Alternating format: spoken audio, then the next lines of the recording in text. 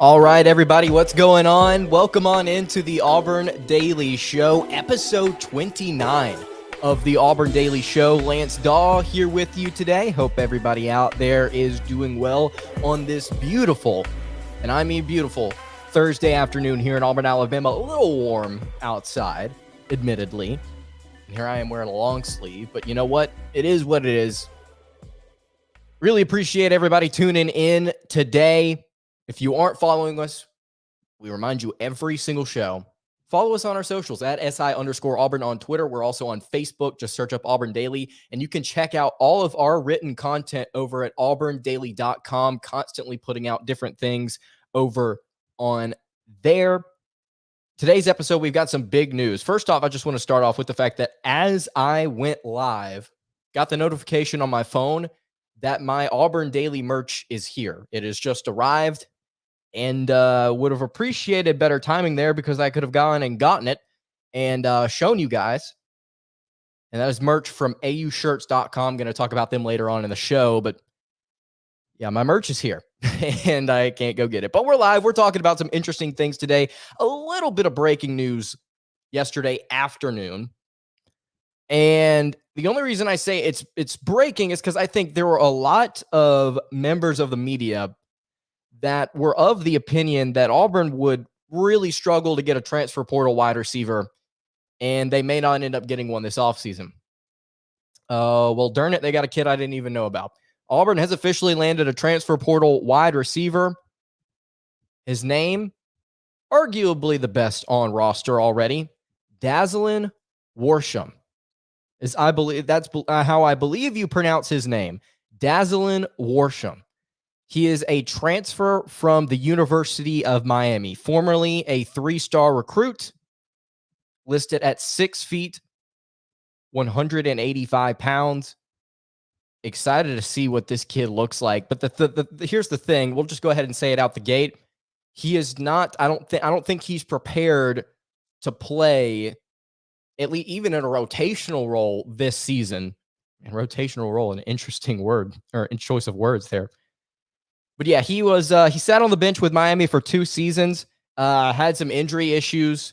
According to what I've seen, he's got a little bit of speed to him, a little bit of athleticism. Did not record a single stat at Miami. Again, like I said, dealing with some injuries. The reason that he was, I think, looking at Auburn in the transfer portal, he entered the transfer portal, I think, April 29th. And it took Auburn 5 days to be like, yep, that's our guy. Let's go get him roll tide. But he played ball at Hewitt-Trussville. We're going to talk about the Hewitt-Trussville in a little bit because there are a lot of guys that Brian Harsin has brought back to the state of Alabama over these past two seasons. We wrote about it over at auburndaily.com. I think it will be interesting to discuss. But yeah, Dazalin Worsham played at Miami, and it is Auburn's first addition from the transfer portal after spring practice, and it's a group that a lot of fans have been begging Auburn to add to. Of course, I'm going to go back to what I was saying earlier. I don't think that Worsham is prepared to be a day one contributor. In fact, I don't even know he's going to play a rotational role. I don't even know if he's going to be on the field much, if at all, this season. But you like the experience. You like the fact that Auburn was able to pounce on him.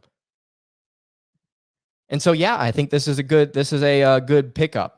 Again, like I mentioned, from Hewitt-Trussville, Birmingham, Alabama native.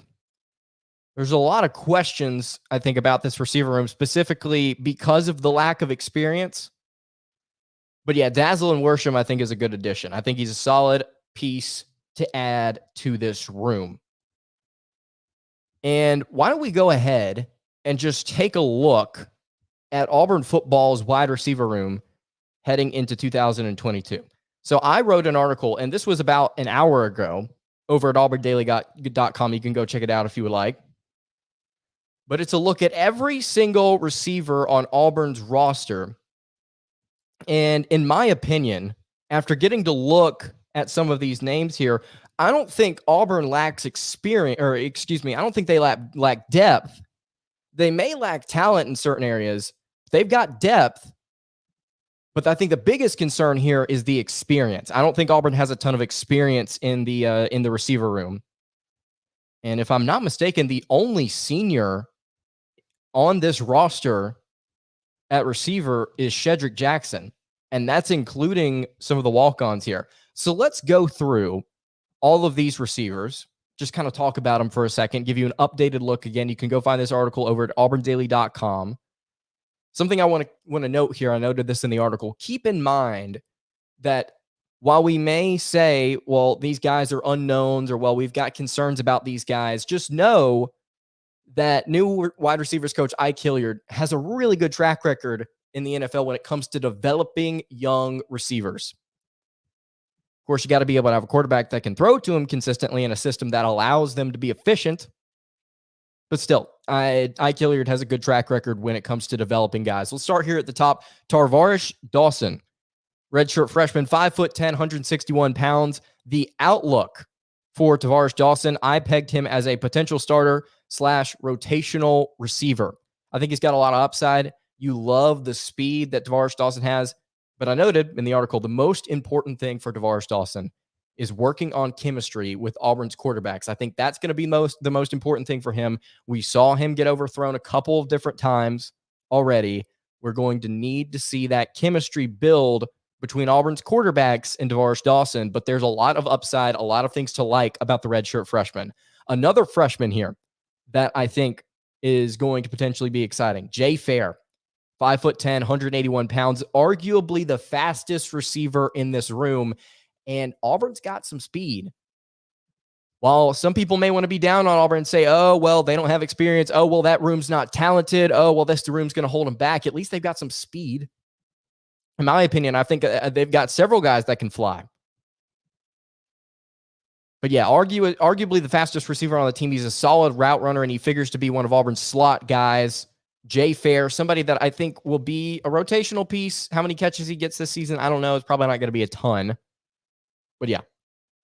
And then there's Dazalin Worsham, just committed from Miami. Redshirt sophomore, 6 feet tall, 185 pounds. And I think he's going to be one of those depth pieces. I don't think, like I mentioned earlier, he's got decent speed, and I think he should be prepared to legitimately contribute to the Tigers within a year. At least that's my opinion.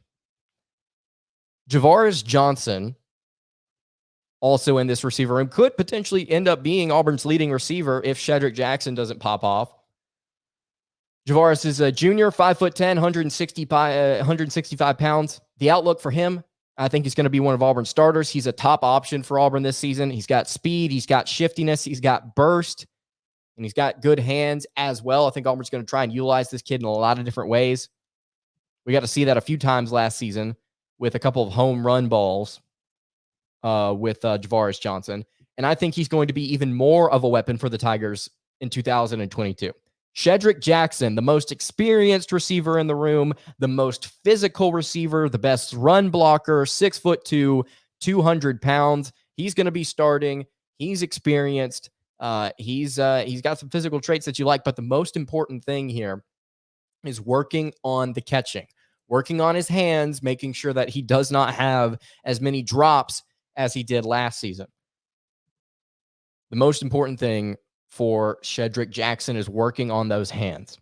Malcolm Johnson Jr., a junior, 6'1", 195 pounds. He's going to be one of Auburn's starters. So in case you're following along here, I think Auburn's 3 starting receivers will be Malcolm Johnson Jr., Shedrick Jackson, and Javaris Johnson. Those are the 3 guys that I think will start for the Tigers this season. And I think Tarvarish Dawson is going to put himself in position to be that 4th guy, maybe. We'll just have to see.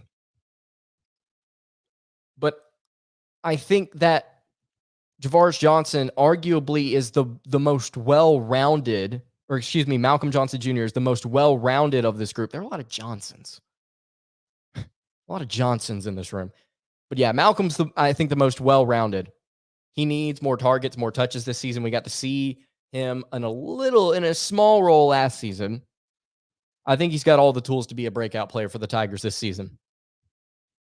All right.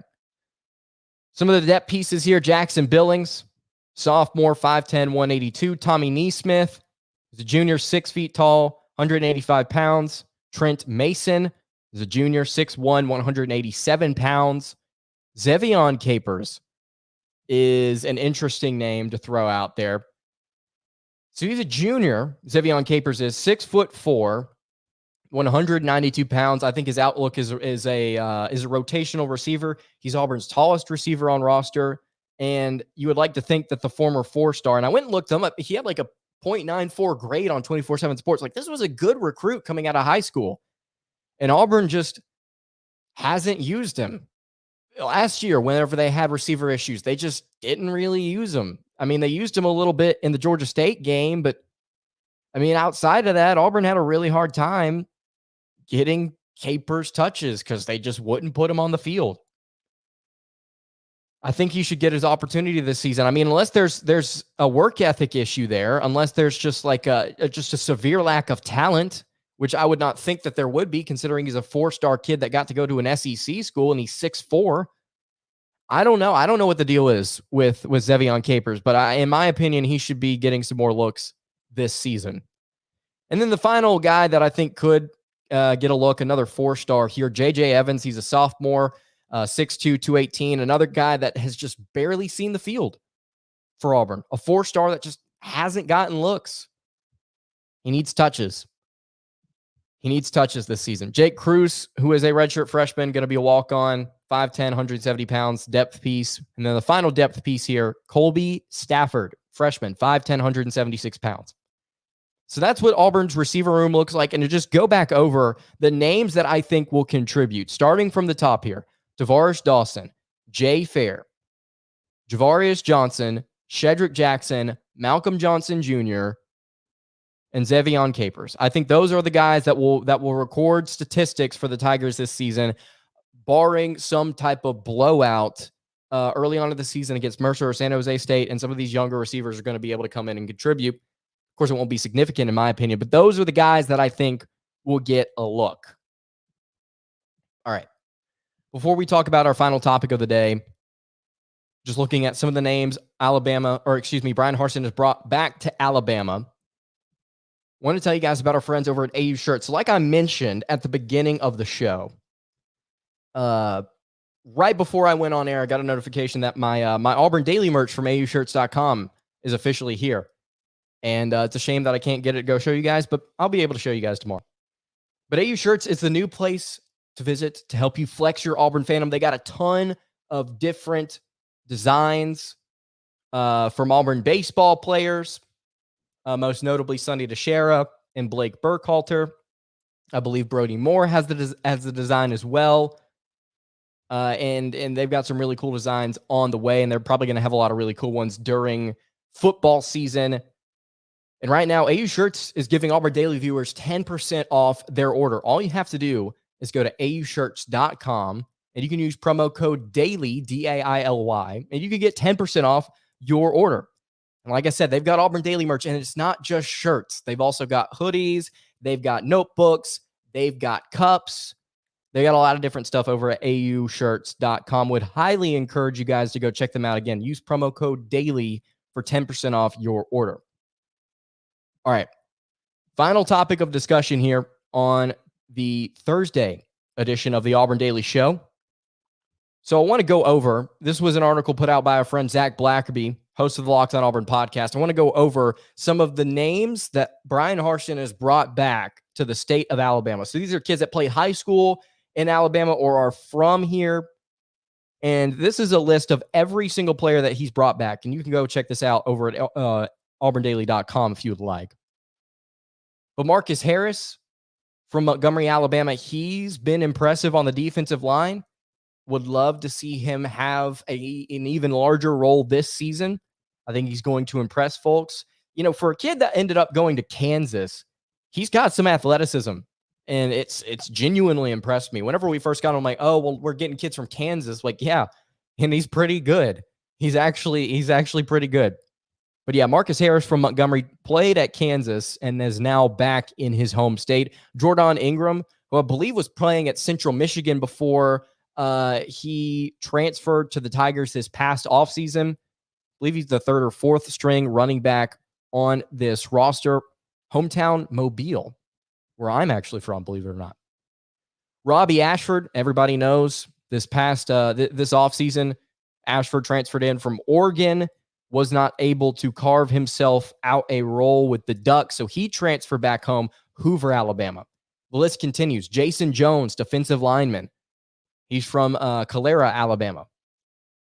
Another transfer from Oregon, who has a chance to be a really good defensive lineman for the Tigers. I keep talking about how awesome this defensive line is potentially going to be this season. Jason Jones is somebody that I would expect to contribute. He's huge too, 6'6", man. Excited to see what Jason Jones does, especially now that he's back in his home state. Somebody that I think here is probably going to end up being one of Auburn's biggest contributors on defense, but not a ton of people are talking about him right now.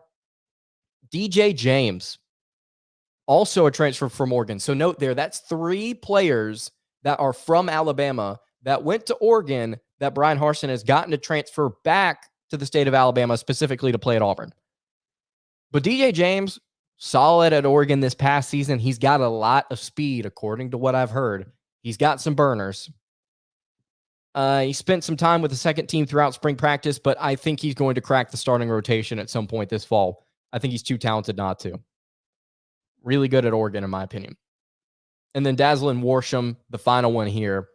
Worsham, obviously, from Birmingham, like we mentioned earlier in the show, transferred back from Miami.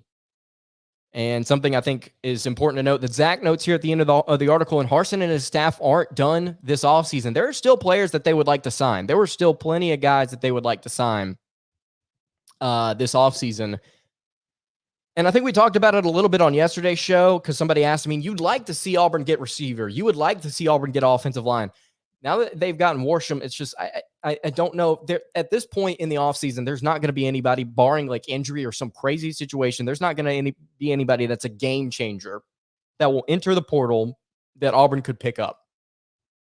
And you would like to see them get Ricky Pearsall, right? The transfer from Arizona State. I've not kept up with what he's doing. I don't know if he's taking a visit back to Florida. I know the Gators are a contender there. You'd like to see them get Ricky Pearsall. You would like to see them get offensive linemen. The question is, who are those guys going to be? And would they even be able to really contribute right away? So we'll just have to see. I'm sure there will be several guys that Auburn picks up. They're looking at a defensive end from UCLA right now. There's a defensive lineman from Nebraska that I think listed Auburn in his top 3. Why? I don't know. I mean, dude, we've got depth at D-line. We've got depth at D-tackle. Please go somewhere where you can contribute, man. But yeah, Auburn, I think, is going to do a little bit more work in the transfer portal before everything is all said and done. A little bit of a short show here today, but I appreciate you guys watching. Again, you can follow us on Twitter at SI_Auburn. You can also follow me on Twitter at LanceDahl_. You can follow the show on Facebook. Just search up Auburn Daily. Live streaming every single day here, starting at 4 p.m. Central on Facebook, on YouTube, and on Twitch. I will see you all tomorrow for another episode of the Auburn Daily Show. Hope you guys have a great rest of your afternoon, and God bless.